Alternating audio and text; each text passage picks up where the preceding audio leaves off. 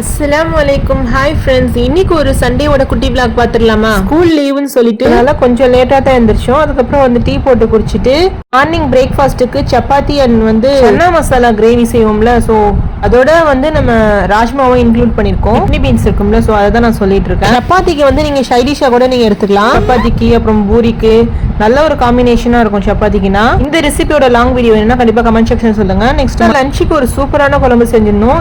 இந்த குழம்பு பேர் வந்து நம்மளாம் வைக்கிறது தான் பொரிச்ச முட்டை குழம்பு. நம்ம வந்து வெந்தயான மாதிரி செஞ்சுட்டு நெக்ஸ்ட் வந்து இந்த நம்ம ஃப்ரை பண்ணி வச்சிருக்கோம்ல எக்கு, இதை வந்து நம்ம வந்து அந்த ஆணத்தில் போட்டுருணும். ஆக்சுவலாக இந்த குழம்பு வந்து ரொம்ப டேஸ்ட்டாக இருக்கும். ஏன்னு பார்த்தீங்கன்னா இந்த பொரிச்ச முட்டை குழம்புல வந்து நம்ம ஆட் பண்ண அந்த முட்டையில் ஒரு சில இன்க்ரீடியன்ட் ஆட் பண்ணி செஞ்சுருக்கோம். ரொம்பவே ஃப்ளேவர் நல்லா இருக்குங்க. இதில் நம்ம தேங்காய், கசகசா, மிளகு, ஜீரகம், சின்ன வெங்காயம், சோம்பு, பொட்டுக்கல்ல இந்த மாதிரி பல பொருட்கள் ஆட் பண்ணியிருக்கோம். ஸோ அதனால டேஸ்ட்டுமே ரொம்ப நல்லா இருக்குங்க. இன்னைக்கு ஒரு 3 முட்டை தான் எடுத்துருந்தேன் இதுக்கு, இந்த குழம்பு செய்யறதுக்கு. ஆனால் பார்த்தீங்கன்னா இவ்வளோ குவான்டிட்டி வந்திருக்கு. இந்த குழம்பு எப்பயாச்சும் ஒரு நாள் செய்யலாம்னா செய்ய முடியல. இப்போ தான் டைம் கிடச்சிச்சு, ஏன்னா கொஞ்சம் லாங் ப்ரொசீஜர் இந்த குழம்பு செய்யறதுக்கு. ரொம்ப நல்லா இருக்கும். நம்ம குழம்பு செஞ்சுட்டு லாஸ்ட்டாக இதை நம்ம குழம்புல ஆட் பண்ணிட்டு ஒரு அரை மணி நேரம் அப்படியே குழம்புலேயே இருக்கட்டும்னு விட்டுருணும்.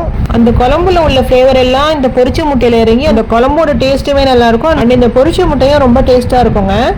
இன்னொன்று என்னென்னா, இந்த பொரிச்ச முட்டையை நம்ம அப்படியே சாப்பிடும்போது டேஸ்ட்டுமே ரொம்ப நல்லா இருக்குங்க. பொரிச்சு வச்சா உடனே காலி ஆகிடும். ஏன்னா டேஸ்ட்டு ரொம்ப நல்லா இருக்குமா, உடனே சாப்பிடணும் போல தோணும். அப்படி ஒரு டேஸ்ட்டுங்க. நல்லா ஆற விட்டுட்டு அதுக்கப்புறம் தான் நம்ம குழம்புல போடணும். எடுத்தோடனே நம்ம அப்படியே போட்டுறக்கூடாது, கொஞ்சம் ஆறணும். குழம்பு ரெடி பண்ணி வச்சுட்டு லாஸ்ட்டாக நம்ம ஸ்டவ் ஆஃப் பண்ணிடுவோம்ல, அதுக்கப்புறமா தான் நம்ம வந்து முட்டை பொரிச்சு வச்சுட்டு அதுக்கப்புறம் நம்ம ஆறின பிறகு குழம்புல ஆட் பண்ணணும். ரொம்ப நல்லா இருக்குங்க. இந்த குழம்புல நான் வந்து கத்திரிக்காய் மட்டும்தான் ஆட் பண்ணியிருக்கேன். வெஜிடபிள்ஸ் வந்து ஆட் பண்ணணும் ஆட் பண்ணக்கூடாது அப்படின்னு கிடையாது, எது வேணாலும் ஆட் பண்ணிக்கலாம், நம்மளோட விருப்பம் தான். ஆனால் இந்த குழம்பு முட்டை பொரிச்ச குழம்பு அப்படின்னு செய்யும்போது நம்ம வந்து எதுவுமே ஆட் பண்ணாமல் செய்கிறது இன்னும் நல்லா தான் இருக்கும். ஆனால் நம்ம ஆட் பண்ணும்போது கொஞ்சம் லேட்டாக தான் ஆட் பண்ணணும். நம்ம எடுத்தோன்னே டக்குன்னு ஆட் பண்ணக்கூடாது. கொஞ்சம் ஃபுல்லாமே நம்ம பொரிச்சு வச்சிருக்க முட்டை இருக்கு பாருங்க, அது எல்லாமே ஆறின பிறகு தான் நம்ம வந்து ஆட் பண்ணணும். நம்ம சுட சுட இந்த குழம்புல சேர்க்கும் போது பார்த்தீங்கன்னா உங்களுக்கு உடஞ்சி போயிடும் முட்டை. அதுக்காக தான் நான் சொல்லிட்டு இருக்கேன். ரொம்ப பெருசாக போடாமல் நான் வந்து சின்னதாகவே பொரிச்சு ஆட் பண்ணிக்கிட்டேன். சின்னதாக இருந்தேன்னா பார்க்கறதுக்கு ரொம்ப அழகா இருக்கும்ல, ஸோ அதனால தான் சின்னதாக பொரிச்சு எடுத்துக்கிட்டேன். இந்த மாதிரி குழம்புல மூழ்கிற அளவுக்கு வச்சுட்டு நம்ம ஒரு லிட்டை போட்டு க்ளோஸ் பண்ணிடலாம். இந்த குழம்பு ரெசிபி வேணும்னா கண்டிப்பாக கமெண்ட் செக்ஷனில் சொல்லுங்க.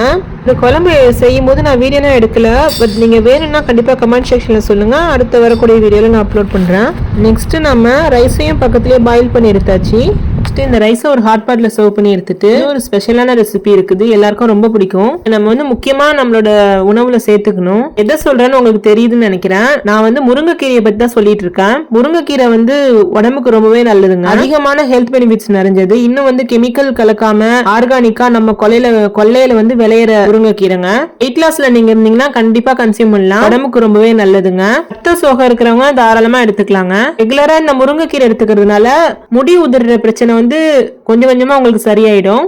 குழந்தைங்கன்னா இருந்தானா அந்த முருங்கைக்கீரை கூட சாதத்துல போட்டு நீங்க கொடுக்கலாம், ரொம்ப நல்லா இருக்கும். ஏன்னா காரமா சாப்பிட மாட்டாளா, சோ ஜுவேனாக்கு மட்டும் தனியா பிளைன் ரைஸ் எடுத்து வச்சுட்டு முருங்கைக்கீரை சாதம் போட்டு அதுல கொஞ்சமா கீ ஆட் பண்ணி ஆல்ரெடி ஒரு கைப்பிடி அளவு கொஞ்சமா பருப்பு வேக வச்சு எடுத்து வச்சிருந்தேன். சோ அதையும் நம்ம சேர்த்துட்டு இதுல பசு நெய் கூட நீங்க ஆட் பண்ணிக்கலாம், ரொம்ப நல்லா இருக்கும். குழந்தைங்களுக்குன்னா இந்த மாதிரி வச்சு கொடுத்தீங்கன்னா கொஞ்சம் கூட மிச்சம் வைக்காம சாப்பிடுவாங்க, ஏன்னா டேஸ்ட்டுமே ரொம்ப நல்லா இருக்கும். ஆனா இந்த முருங்கைக்கீரை சாதத்தை சுட சுட சாப்பிடும் போது தான் டேஸ்ட் ரொம்ப நல்லா இருக்குங்க. உங்களுக்கு இந்த மினி விளாக் பிடிச்சிருந்தா கண்டிப்பா லைக் பண்ணுங்க, ஷேர் பண்ணுங்க.